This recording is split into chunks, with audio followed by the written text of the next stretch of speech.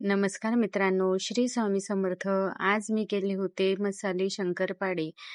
चला तर मग दाखवते. त्यासाठी मी घेतले आहे 1 वाटी बेसन पीठ आणि 2 वाट्या मैदा. आधी बेसन पीठ भिजवून घेऊया. त्यामध्ये जिरेपूड, धनेपूड, लाल तिखट आणि थोडा ओवा टाकायचा. चवीनुसार मीठ टाकायचे. ते सर्व एकत्र करून घ्यायचे आणि त्यामध्ये कडकडीत असे 2 चमचे गरम तेल टाकायचे.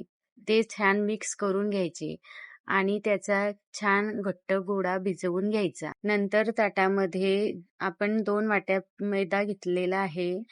त्यामध्ये चवीनुसार मीठ टाकायचे आणि 4 चमचे कडकडीत केलेले तेल मोहन म्हणून टाकायचे.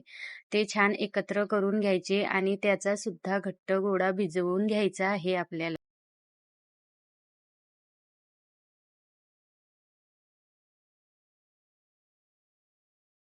मैदा भिजवून झाल्यावर त्याची एक छोटी पुरी लाटून घ्यायची आणि त्यामध्ये बेसनाचा गोळा भरून घ्यायचा. आपण जसे पुरणपोळी भरतो तसे भरून घ्यायचे आहे आणि छान बारीक अशी पोळी लाटून घ्यायची आहे.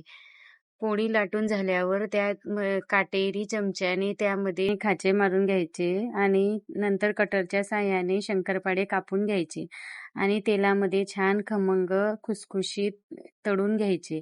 वरनं चाट मसाला टाकून खायला घ्यायचे. तयार आहे मग आपले खुसखुशीत असे मसाली शंकरपाळी. व्हिडिओ आवडल्यास लाईक, शेअर आणि सबस्क्राईब करा. बाय.